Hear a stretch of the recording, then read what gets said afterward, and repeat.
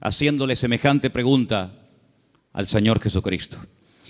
Desde el principio de los tiempos, si ustedes comienzan a leer la Biblia con detenimiento, se van a dar cuenta de que Dios siempre ha querido compartir verdades con el hombre. Dios siempre ha querido bendecir a la humanidad, siempre. Y todo lo que Dios ha ido enseñando y compartiendo y transmitiendo a lo largo de los tiempos es para que el hombre conozca las verdades, los principios de Dios, los principios del reino de Dios, a través de los cuales Dios se da a conocer y Dios se manifiesta y Dios opera en la vida de los seres humanos. Pero toda la verdad de Dios no fue revelada de golpe, sino que podemos decir en cierto sentido que la verdad de Dios, las verdades de Dios, fueron reveladas progresivamente. Adán no tenía todas las verdades, Abraham tampoco las tenía, ni David, sino que fue algo que Dios fue manifestando con el paso del tiempo.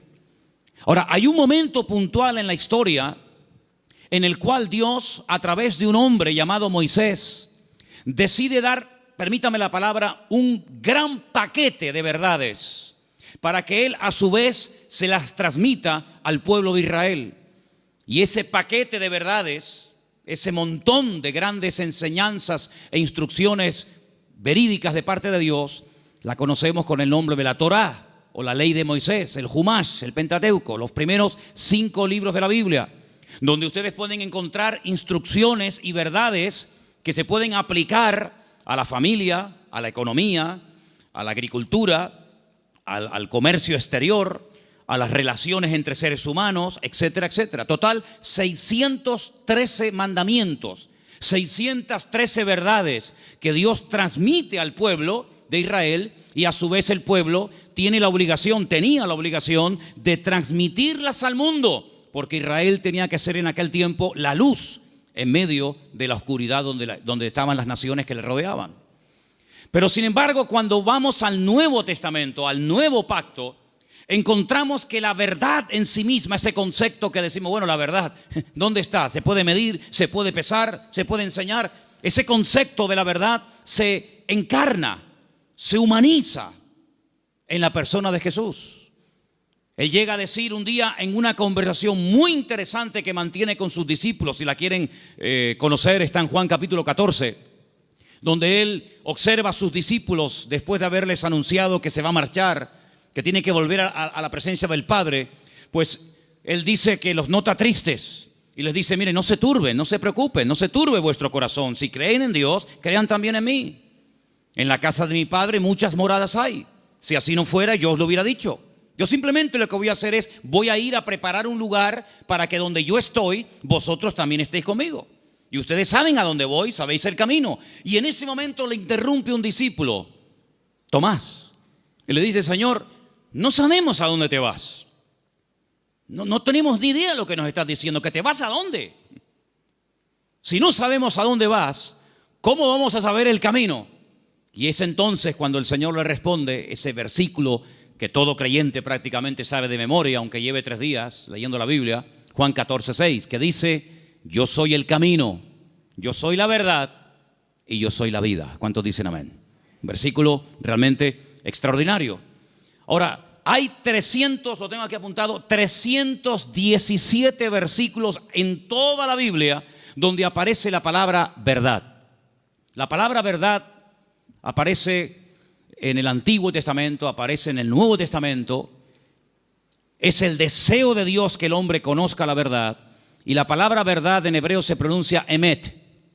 Y vamos a ponerla ahí para que ustedes vean cómo se escribe en hebreo la palabra, porque quiero explicarles rápidamente algo muy interesante acerca de esta palabra. La palabra emet se forma con esas 3 letras. La letra, tienen que leer de izquierda a derecha, ¿sí? La alef, la letra men y la letra tav. La letra alef es la primera del alfabeto hebreo. La letra tav es la última y la letra men es la del centro. Y digamos que se hace como una especie de trípode, ¿verdad?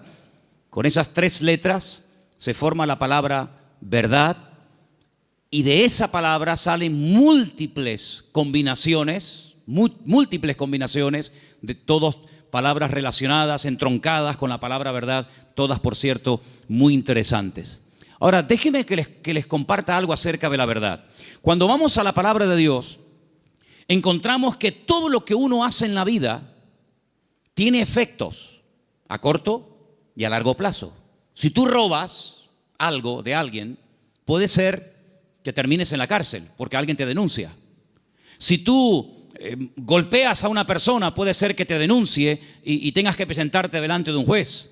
Si tú compras un coche, puede ser que te salga bueno o te salga malo. Es decir, todo efecto, todo lo que hacemos en la vida puede tener efectos positivos o negativos. Si analizamos fríamente a la luz de la palabra de Dios, ¿qué es lo que produce en el hombre? ¿Qué efectos positivos produce en el hombre la verdad? Es increíble. Lo primero que produce la verdad en la vida de la persona, como leemos aquí arriba, es libertad. Pero claro, uno tiene que decir o preguntarse, ¿libertad de qué?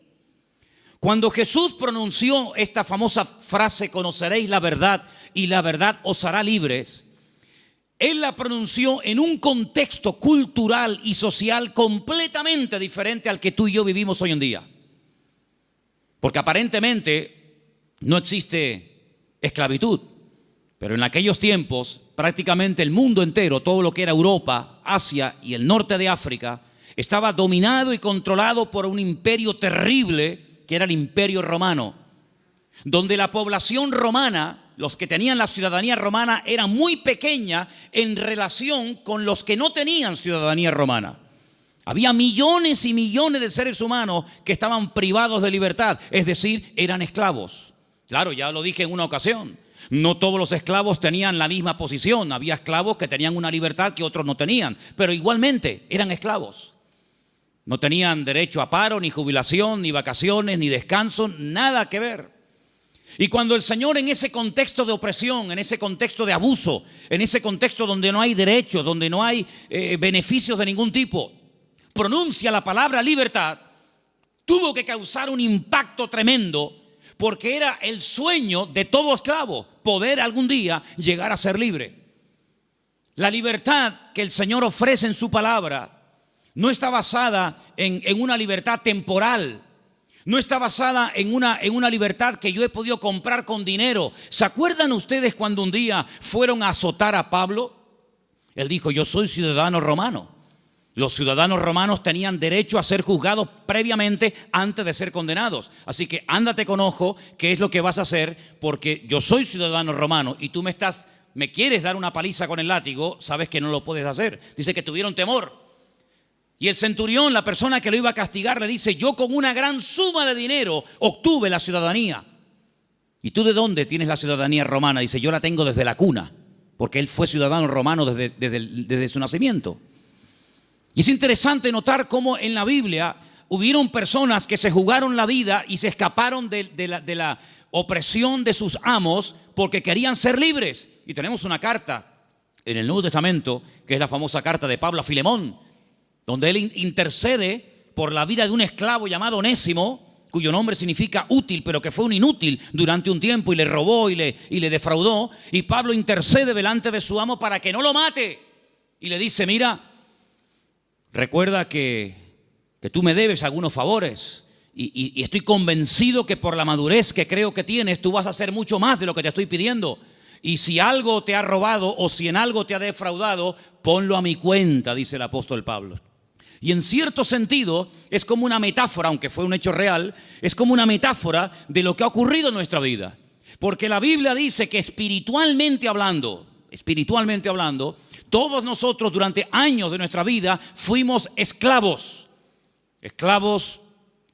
de nuestras pasiones y deseos, esclavos de complejos, esclavos de ataduras, esclavos en definitiva del pecado. Creíamos que éramos, y en el fondo éramos unos auténticos esclavos, o vivíamos para una sustancia que nos tenía atrapados y anulada completamente nuestra libertad y nuestro libre albedrío. Hasta que dice la Biblia que a través de la sangre de Jesucristo, que venció al diablo y rompió todas las ataduras en la cruz del Calvario, dice que Él compró nuestra libertad a precio de sangre.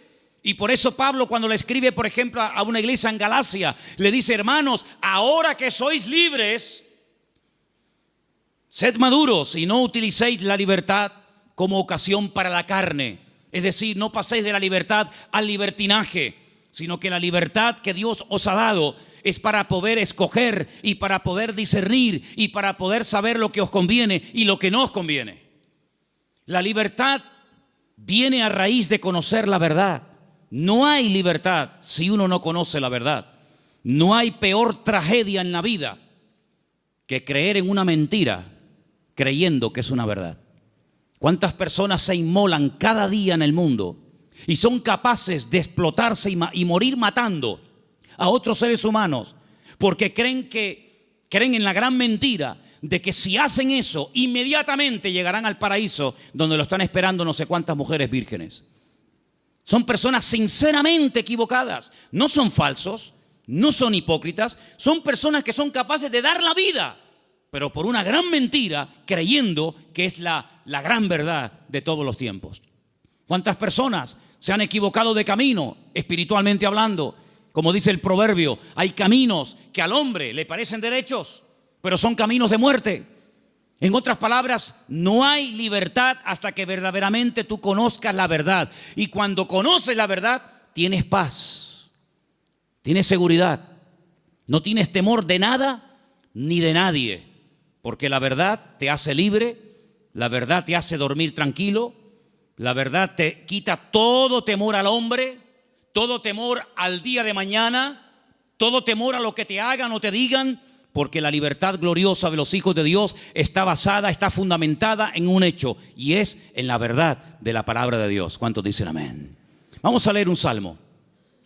Salmo 86, versículo 11. Escuchémoslo. Enséñame, oh Señor, tu camino, caminaré yo en tu verdad. Afirma mi corazón para que tema tu nombre.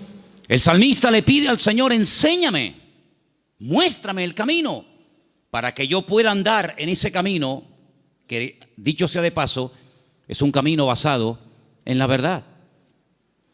Hermanos, hay creyentes que han sido víctimas de falsas doctrinas. Hay creyentes que han estado tal vez en otras partes, en otras congregaciones, donde no han conocido totalmente la verdad y los efectos de la verdad en su vida. Una vez visitando un grupo de iglesias en la península, cuando terminé de predicar, el pastor que me había invitado me pidió si por favor podía decirle a los hermanos de la iglesia, los que quisieran, que pasaran adelante para que orara por ellos. Yo le dije, bueno, si usted quiere que yo haga eso, está bien, que pasen adelante los que quieran, que en esta noche oremos por ellos. Cuando me acercaba a la gente que había pasado al frente, yo les preguntaba en baja voz al oído: ¿hay algún motivo, hay alguna cosa por la cual quiere que yo ore por usted?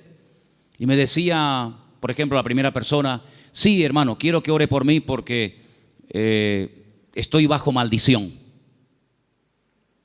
Bueno, cuando iba al segundo, me decía más o menos lo mismo.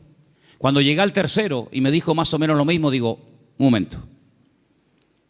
Me volví a subir al púlpito y volví a predicar otra vez.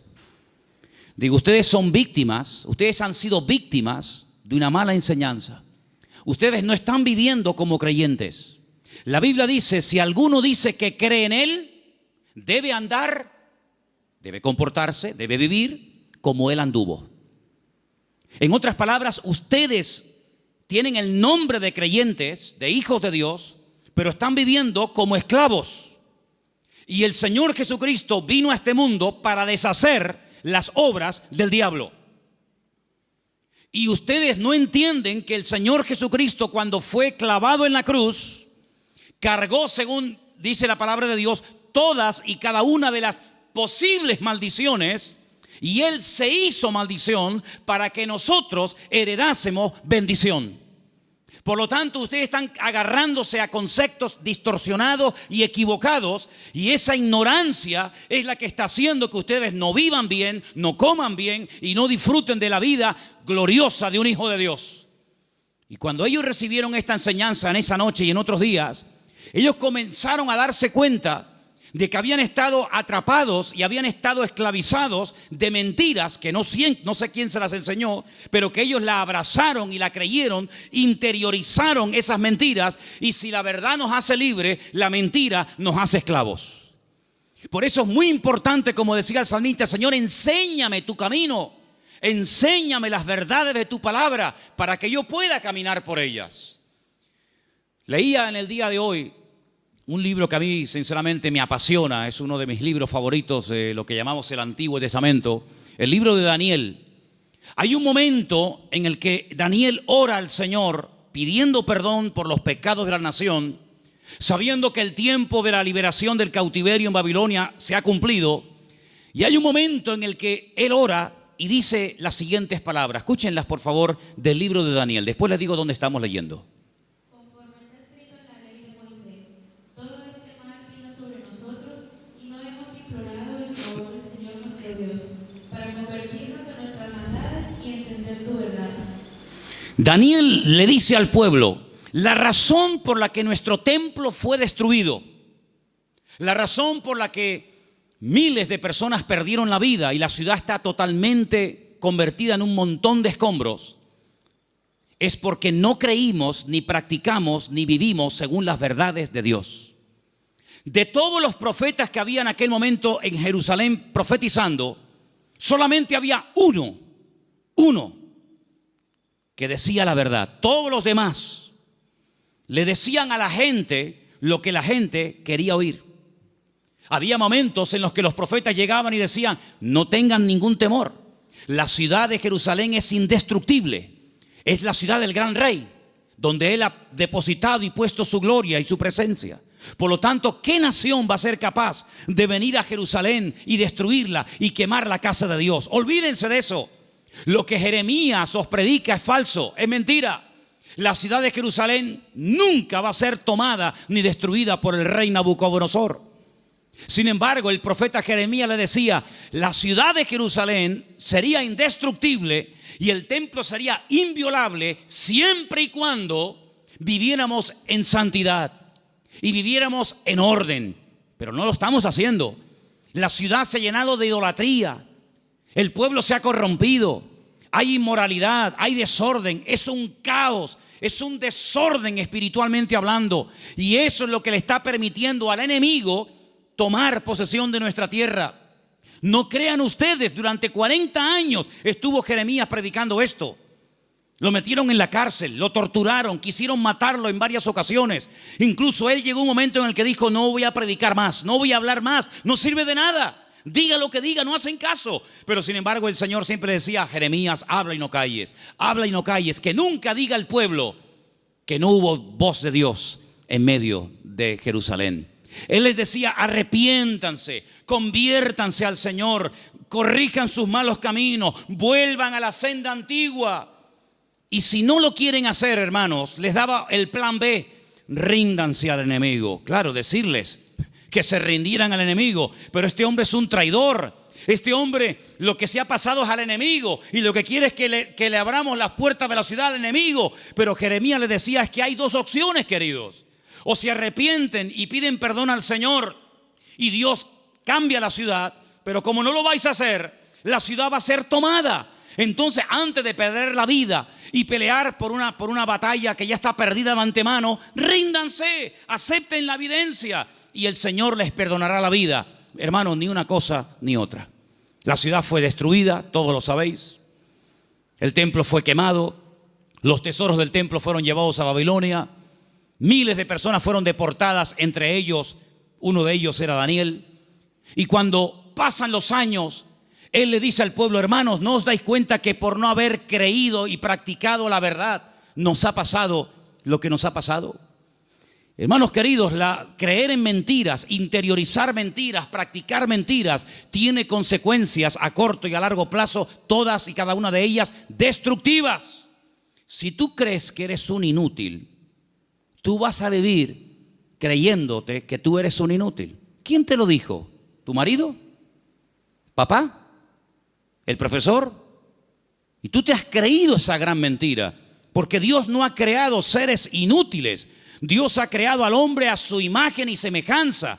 Es el hombre el que se deteriora, el que se autodestruye a sí mismo. Pero Dios creó al hombre como la corona de la creación. Dios delegó en el hombre responsabilidades que no delegó en animales. Y Dios creó el mundo para el hombre, no el hombre para el mundo. Pero lamentablemente el hombre prefiere creer en mentiras, en vez de creer en verdades, y por eso muchas veces es un auténtico esclavo de su ignorancia, de sus errores y de sus mentiras. Pero la libertad gloriosa de los hijos de Dios viene única y exclusivamente cuando experimentamos la verdad en nuestras vidas. He preparado una pequeña selección de versículos. Vamos a leerlos, por favor. Algunos de ellos están en Proverbios. El anterior les dije que estaba en Daniel 9:13.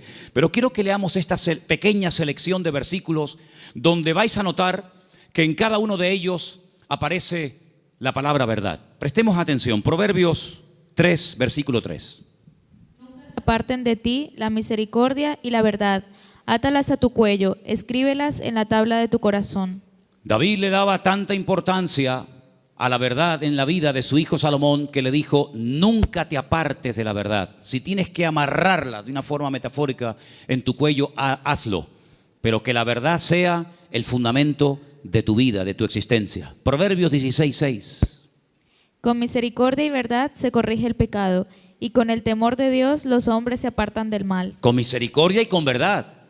No solamente con misericordia, sino también hay que decir: mira, esto te ha pasado por esto, por esto, por esto.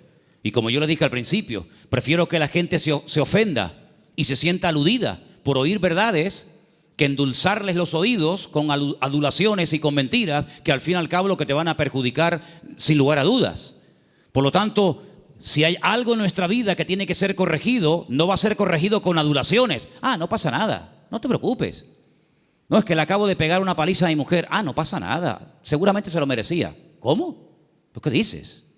No, es que acabo de robar en la tienda. Bueno, seguramente no tenías para comer y claro, lógicamente tenías que robar. No.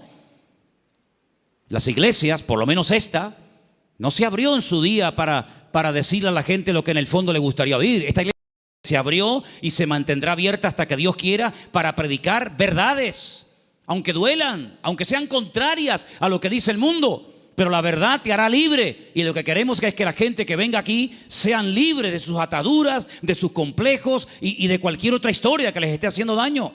Por lo tanto, la verdad es la que va a corregir nuestra vida. Ahora, si tú buscas la verdad, dijo Séneca, corres el riesgo de encontrarla.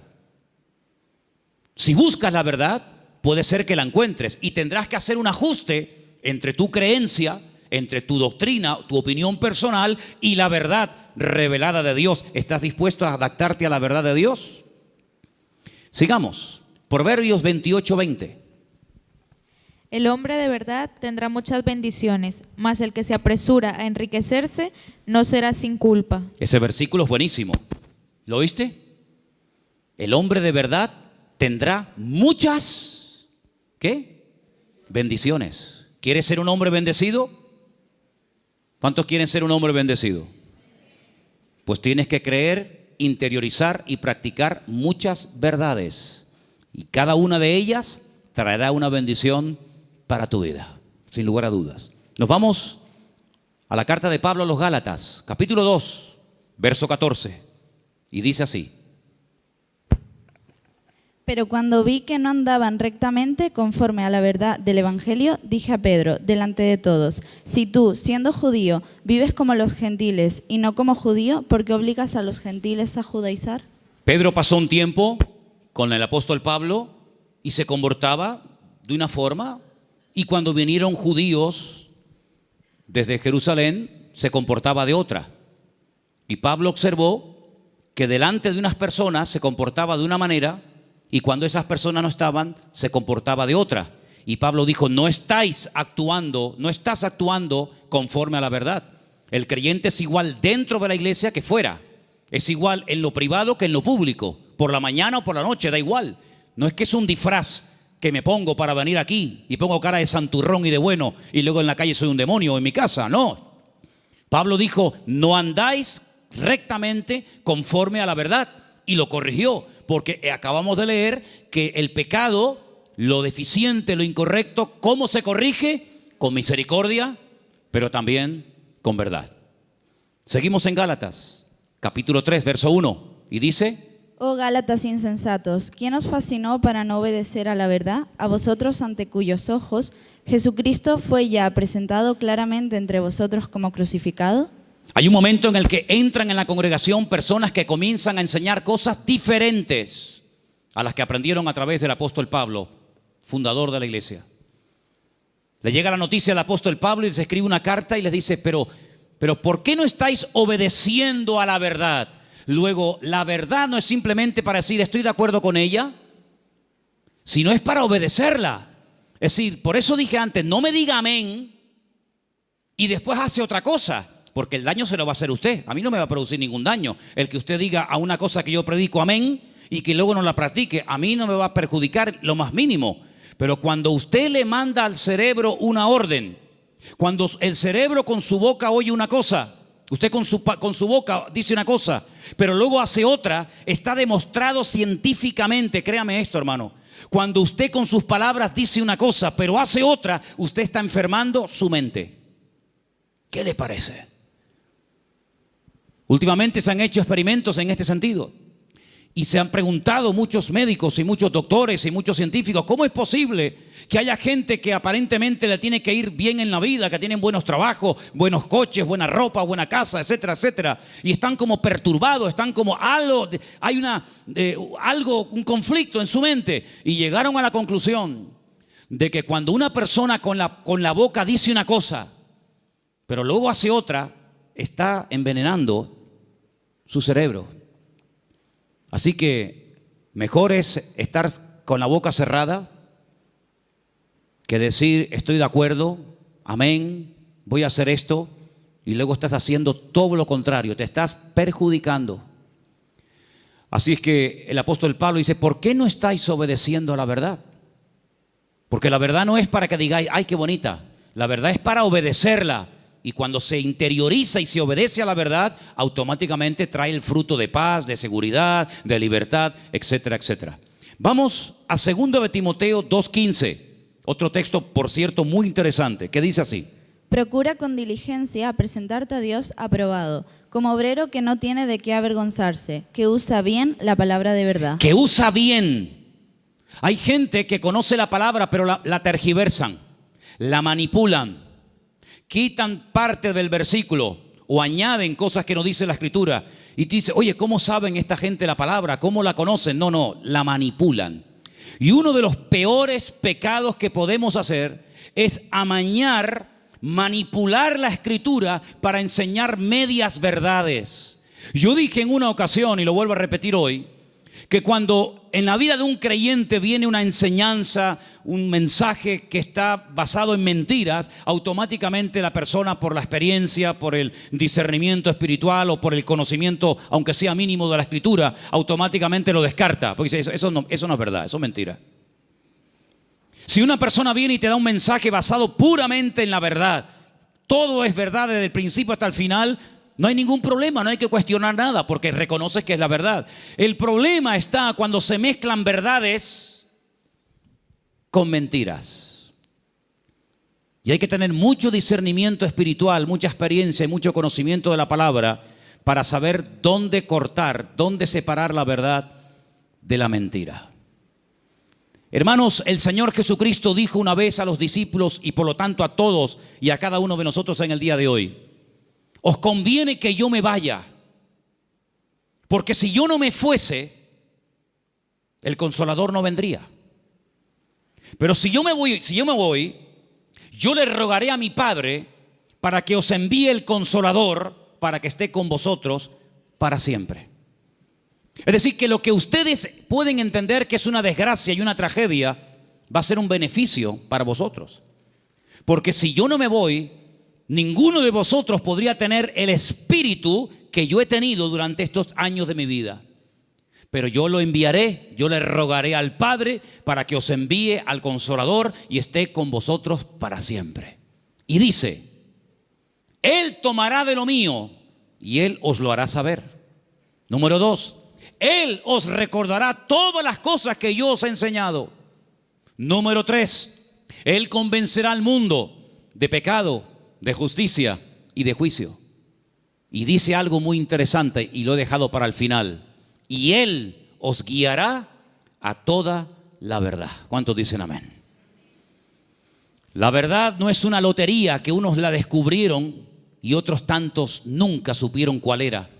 La verdad tiene nombre y se humanó y se encarnó en la figura de nuestro Señor Jesucristo. Por eso Él declaró categóricamente: yo soy el camino, la verdad y la vida. Pero el versículo no termina ahí. El versículo añade la siguiente frase: y nadie va a ir al Padre sino solamente a través de mí. ¿Cuántos dicen amén? Jesús no es una verdad. Bueno, hubieron muchas verdades y Jesús vino a enseñar otra gran verdad. No, Jesús es la verdad, con mayúscula y subrayado.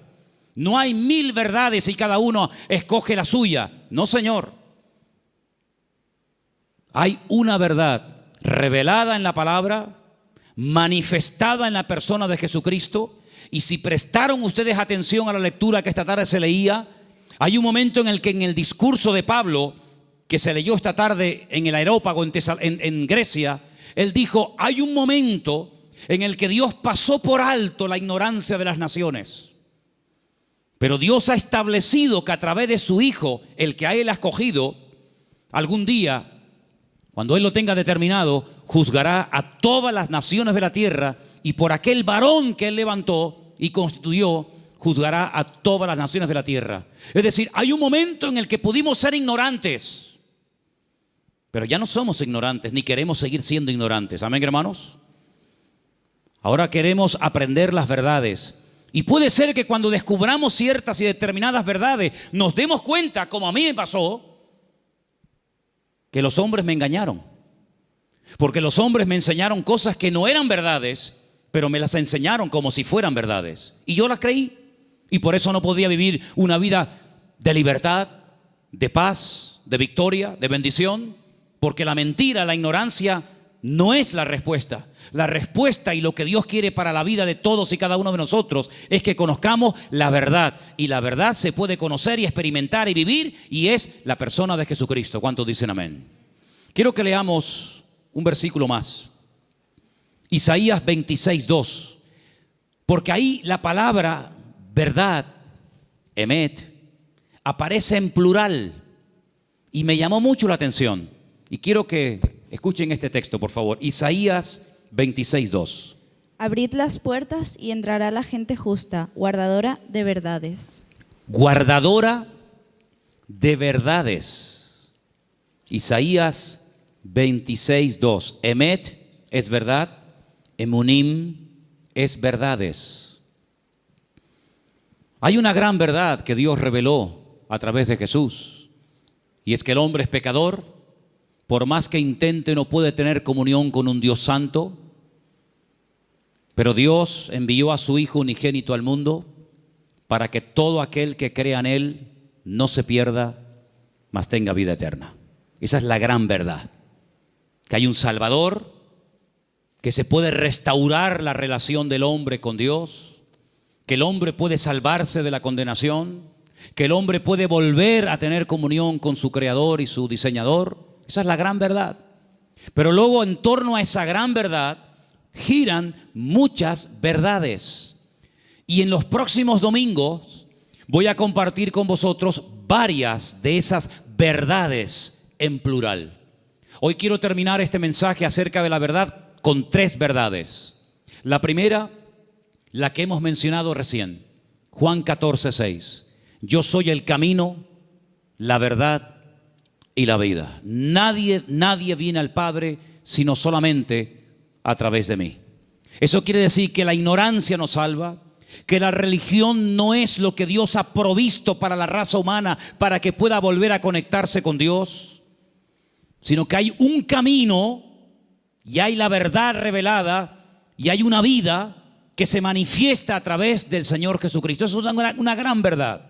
La segunda verdad que quiero compartir con vosotros, podría darte más de 150 versículos, pero solamente para los que toman nota les doy Mateo 23:19, donde dice que Él volverá otra vez a este mundo. ¿Cuántos dicen amén? Algunos dirán: ¿Jesucristo volverá otra vez aquí? ¿Sí? ¿No lo sabías? No, yo tenía pensado que Jesucristo ya nació y murió, y bueno, dicen que resucitó y ascendió a la gloria, a la diestra de Dios Padre, pero no había oído que volverá. Bueno, pues si no lo has oído no es problema mío. Pero la Biblia dice en más de 150 ocasiones que Él volverá. Y en esta ocasión no pasará desapercibida su venida, como pasó en la primera venida, que había nacido en un pequeño pueblo de Judea, en el sur de Israel, llamado Betlehem, la casa del pan o Belén. Y en ese pueblo hay una montaña que se puede visitar hoy en día, donde había uno, porque tenía muchos, uno de los muchos palacios del rey Herodes, y el rey Herodes ni siquiera se había dado cuenta de que esa noche había nacido el Mesías al lado de su casa. Y de repente vienen unos señores de lejanas tierras haciendo una pregunta muy interesante: ¿dónde está el rey de los judíos? Porque su estrella hemos visto en el oriente y venimos a adorarle. Y le están hablando a un rey, pero que realmente es un títere. No es el verdadero rey, no es de la línea genealógica de la casa de David, de la tribu de Judá. Es un rey que han puesto los romanos. Es un muñeco de quita y pon. Y por eso ellos se atreven a preguntarle al rey, entre comillas, de los judíos: ¿dónde está el rey de los judíos? Porque venimos a adorarle. Y ustedes ven que esos hombres, me da igual si eran 3, 20 o 40, no se postraron ante Herodes y lo adoraron y le abrieron sus tesoros, porque ellos sabían que ese no era. Y Herodes no lo sabía.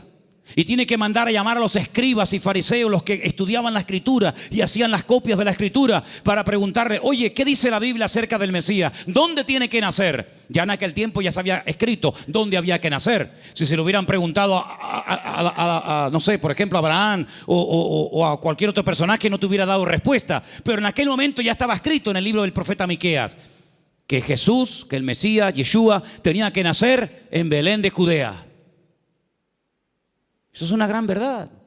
Pero una gran verdad también es que Él mismo dijo: me voy, pero volveré otra vez. Y la Biblia dice que tenemos que estar velando y orando, porque no sabemos ni el día ni la hora, pero que volverá, volverá. Y cuando vuelva, todo ojo le verá, toda rodilla se doblará y todo el mundo se pondrá de rodillas y confesará que Él es el Señor, para gloria de Dios Padre. Y no será algo que dice: bueno, ¿habrá venido? ¿No habrá venido? ¿Dónde está? Hermanos, será algo que va a tener un impacto a nivel mundial. Probablemente para algunos esto les suene a chino, esto les suene a algo como ciencia ficción, pero esto no es un cuento ni un mito, esto es palabra de Dios. Jesucristo viene y viene muy pronto. ¿Cuántos dicen amén? Y esa es una de las grandes verdades que no tenemos que olvidar. Y hermanos, estamos más cerca que nunca de la venida del Señor. Y hay cientos de señales y cientos de información, de datos que nos indican cuánto tiempo falta para venir. Y uno que se menciona muy poco, prácticamente nadie lo menciona, pero yo quiero mencionarlo esta tarde, es que dice el Señor que antes de que Él venga, vendría un tiempo de prueba a todas las naciones de la tierra. Pero también dice la promesa: pero si ustedes guardan mi palabra y no niegan mi nombre, yo les guardaré de la hora de prueba que ha de venir sobre todos los habitantes de la tierra. Y estamos viendo naciones tremendamente ricas que están en la más absoluta miseria. Y estamos viendo naciones que dicen: ¿cómo es posible que esto pueda ocurrir en tal lugar y en este momento? Hermanos, la hora de la prueba ha venido y ha comenzado. No habrá ni una sola nación de la tierra que no vaya a ser sacudida antes del retorno de nuestro Señor Jesucristo. Algunos miran a Estados Unidos como si fuera el paraíso terrenal. Antes de ayer me llamó un hermano de Estados Unidos, el hermano Adán. ¿Está ahora ahí? ¿Nos está viendo Adán? Ahora no. El hermano Adán es un hermano del Salvador que vive en California. Y de vez en cuando me llama y hablamos y me dice: si por casualidad gana el señor Trump en Estados Unidos, él ha dicho que no solamente tiene intención de echar a patadas a todos los latinos de Estados Unidos, sino a los hijos nacidos en territorio americano de padres latinos. Ahora resulta que se jugaron la vida muchos hermanos y personas veían a Estados Unidos como decir: no, vámonos para allá y mira tú por dónde, que a lo mejor, no lo sé, dentro de un año a todos los latinos los meten en un barco y los echan cada uno a su tierra. Y entonces yo le diré a más de uno: te lo dije, la salvación no se llama USA, la salvación se llama Jesucristo. Me escriben todos los días de Venezuela. Todos los días me mandan correos pidiéndome ayuda, pidiéndome auxilio, que quieren salir por la frontera de Colombia, que quieren salir por no sé qué sitio. Y yo a todos les digo lo mismo. Digo, hermanos, en Venezuela hay iglesias de miles y miles de miembros que no hay en España. En Venezuela hay millones de creyentes, cosa que en España no hay. Es mucho más fácil que un venezolano se convierta que un español en España se convierta. Ustedes han experimentado avivamientos tremendos. Mi padre fue torero y toreó en el Nuevo Circo de Caracas. Hoy en día la plaza del Nuevo Circo en Caracas es una iglesia evangélica. Aquí jamás hemos visto una plaza de toros llena de creyentes. Bueno, hace unos años hicimos unos cultos aquí en la plaza de toros, pero lógicamente no se llenó. Pero siempre le digo a todo el mundo, Dios, ¿dónde es más poderoso? ¿Dónde Dios tiene más poder? ¿Dónde Dios actúa más poderosamente? ¿Dónde es más grande? ¿En Corea? ¿Donde está la iglesia más grande del mundo? ¿Más de 1,5 millones de habitantes, de miembros? ¿En Estados Unidos? ¿En Europa? ¿En Brasil? ¿Dónde Dios es más grande? En todas partes, hermano. ¿Sí o no? En todas partes nuestro Dios es grande. La Biblia dice, entra en tu aposento y tu Padre que te ve en lo secreto te recompensará en público. Eso lo dice la Biblia. Y se lo dice al español, al latino, al americano, al japonés, al chino y a todo el mundo. No nos podemos mover de un lugar a otro a menos que Dios nos diga, muévase. Abraham se fue a Egipto cuando había crisis económica en Canaán y él se fue a Egipto a buscar trabajo, a buscar comida, a buscar comida para los animales y para su familia, a buscar agua para sus ovejas. Y cuando años más tarde su hijo Isaac lo quiere hacer, Dios lo para y le dice, no se mueva usted de aquí. Pero Señor, no hay agua para mis ovejas, se me van a morir todas. No hay comida, no hay nada. ¿Dónde vivía Isaac en aquel momento, hermanos? En Beersheba. En la ciudad del Negev, en el sur de Israel, un calor terrible, arena y nada más que arena. En Egipto siempre había agua, siempre había posibilidades, siempre había comida, siempre había de todo. Y el Señor le dice a Isaac, este año tienes que sembrar tu semilla en medio del desierto.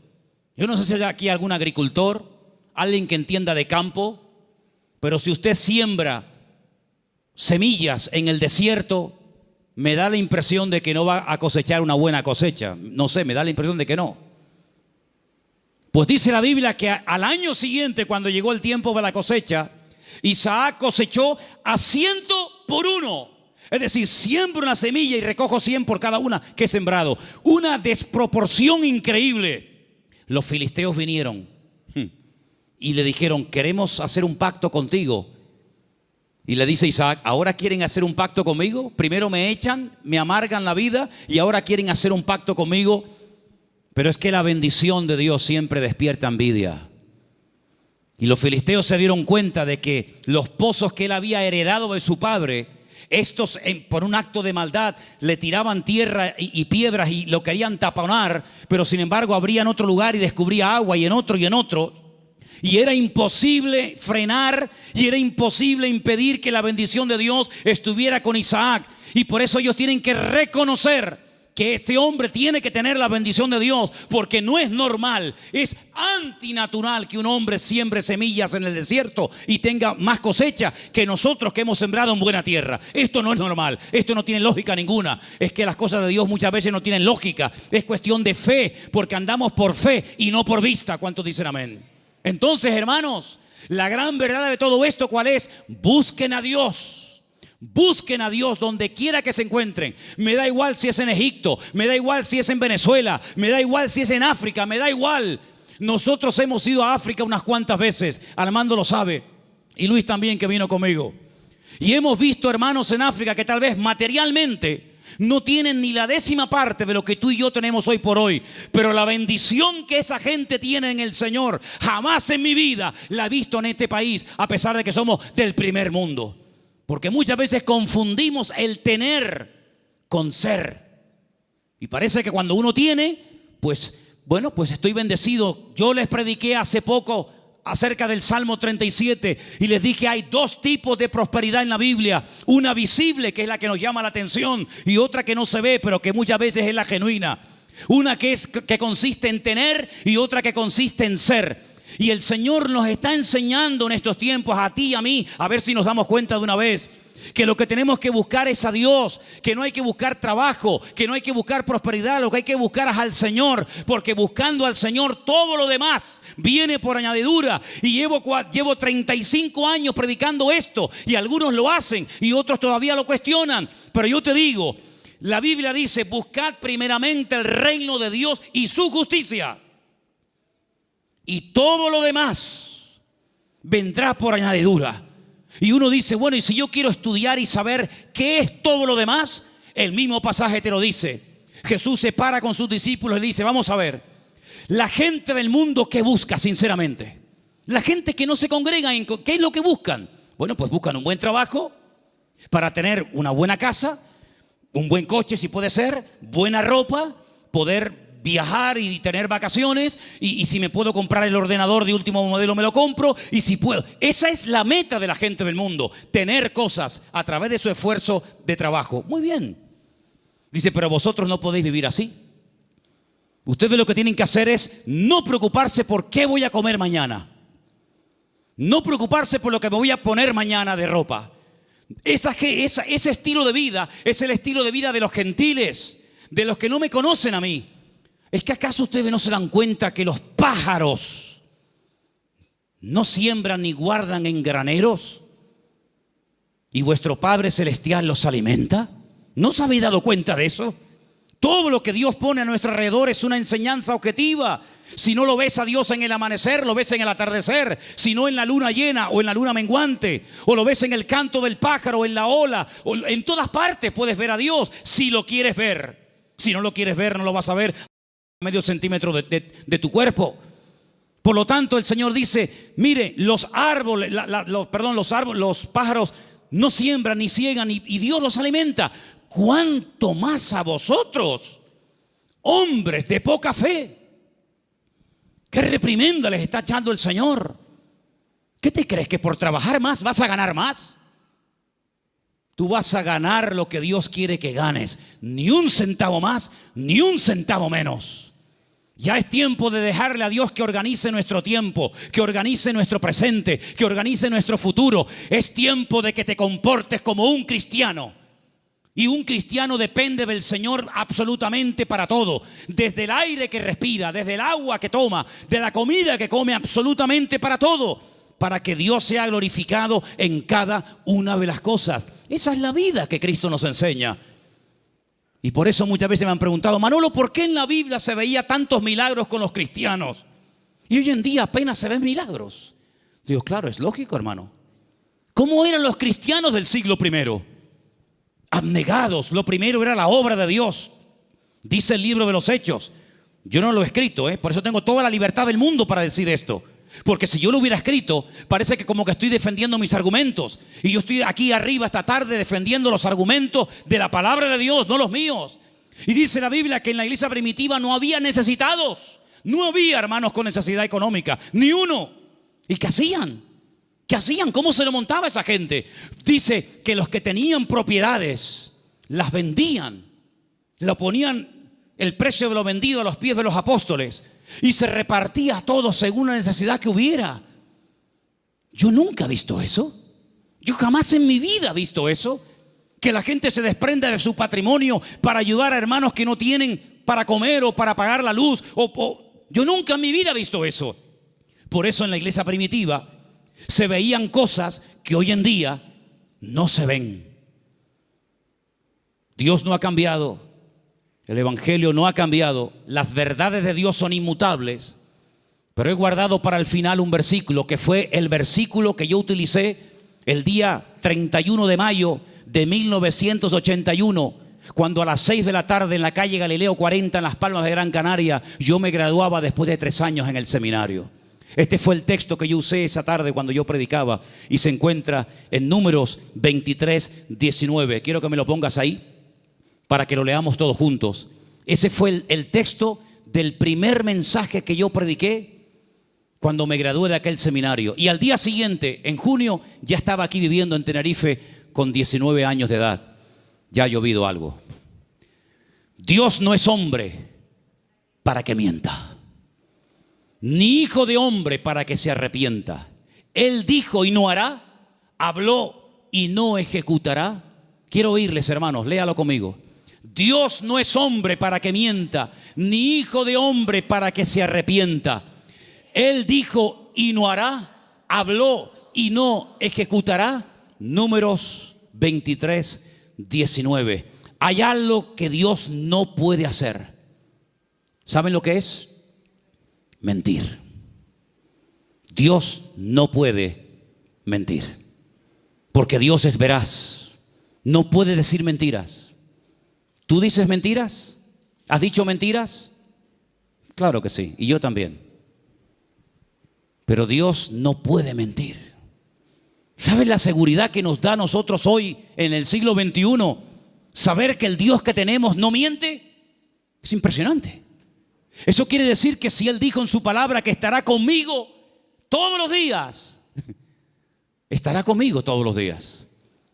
Eso quiere decir que nada me faltará si yo estoy en la mano del Señor y dependo totalmente del Señor. Eso quiere decir que cuando yo oro, Él me oye. Y si me oye, sabemos que tenemos las peticiones que le hayamos hecho. Eso quiere decir que cada noche cuando me voy a dormir a mi casa, el Señor manda ángeles para que protejan mis sueños y me protejan de todo peligro y de todo mal. Eso quiere decir que si yo me enfermo, Él me sanará, porque el Señor es mi sanador. En otras palabras, más de 8,000 y pico de promesas en la Biblia no son cuentos, no son engaños, no son caramelos que te lo ponen en la boca y cuando lo quieres probar te lo quitan. Eso quiere decir que el que busca halla. Es verdad eso, hermanos. El que llama se le abrirá y el que pide recibe. Eso quiere decir que puedes ser libre de la droga, del alcohol, del sexo, de la lujuria, de la pornografía, de los complejos, de las enfermedades mentales, psicológicas y de todo lo que te puedas imaginar. ¿Por qué? Porque el Señor dice, conoceréis la verdad y la verdad os hará libres. Si Dios no miente, eso quiere decir que esta noche Él está aquí entre nosotros. ¿Sí o no? Si Dios no miente, eso quiere decir que cuando a mí me metan en la caja, pasaré directamente a estar en la presencia de mi Señor. Si el Señor no miente, cosa que creo que no miente, quiere decir de que nunca jamás seremos cola, sino siempre seremos cabeza. Y podremos ir de victoria en victoria y de gloria en gloria y de triunfo en triunfo y de bendición en bendición, porque es lo que Dios dice en su palabra y lo que Él promete se cumple. ¿Cuántos dicen amén? Hoy en día, ¿quién no ha comentado en algún momento? Los políticos, por favor, todos dicen mentiras. Hace años no se hablaba así.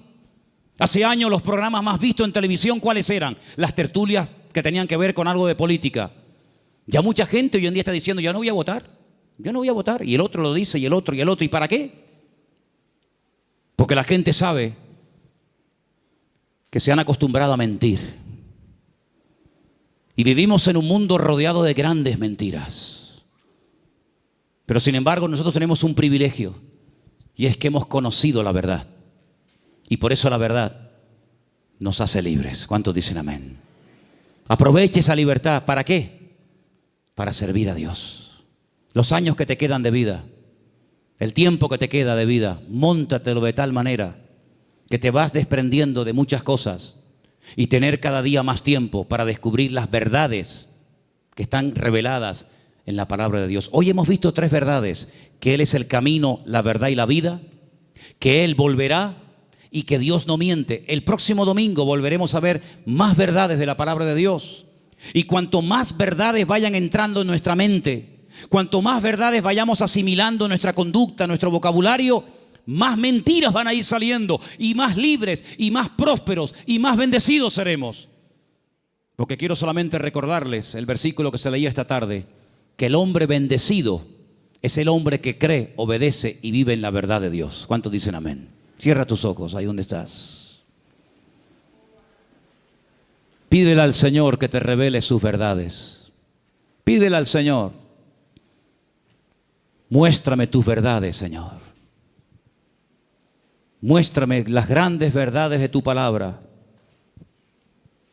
para que yo pueda conocerlas y vivirlas en mi vida y pueda con tu ayuda y con tu bendición vivir una vida sobrenatural. Aleluya. Gracias, Padre.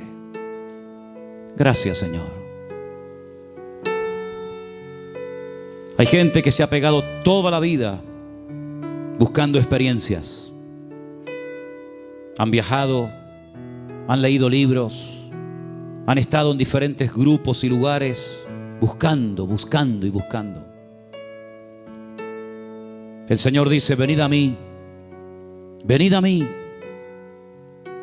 los sedientos, y el que cree en mí correrán de su interior ríos de agua viva. Cristo es la verdad, la Biblia es la verdad.